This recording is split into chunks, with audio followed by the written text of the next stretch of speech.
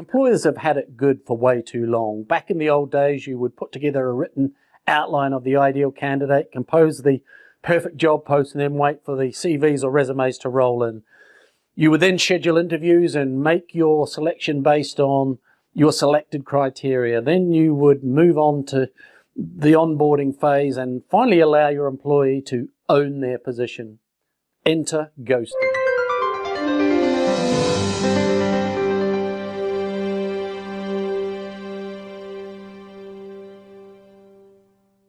This new trend is rather karmic and leaves employers scrambling to pick up the pieces after a new hire leaves without as much as a goodbye.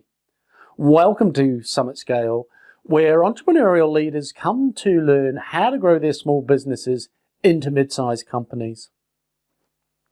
Getting ghosted is stressful and affects your bottom line, but thankfully there are steps that you can take to decrease the chances of being ghosted by your employees.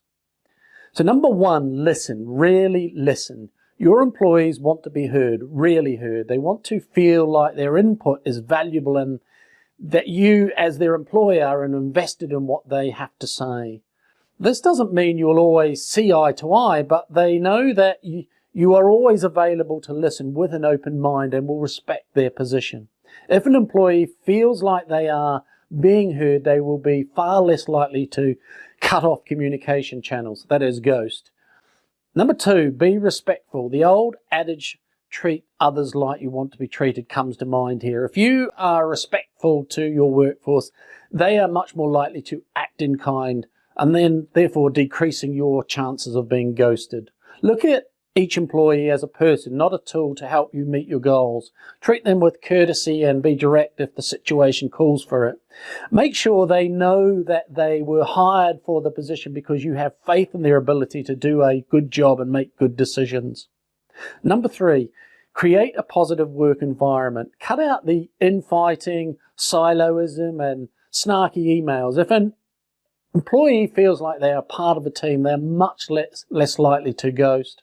Number four, be inspiring. Don't waste your breath shouting and clapping your hands, and instead take the time to be someone who warrants loyalty and respect by doing great work. If your employees look up to you, they will want to put forth their best effort and work. Set high expectations of yourself and your team members and then work together to reach your goals.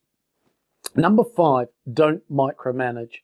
There is nothing that will turn an employee into a ghost faster than a micromanager on a mission.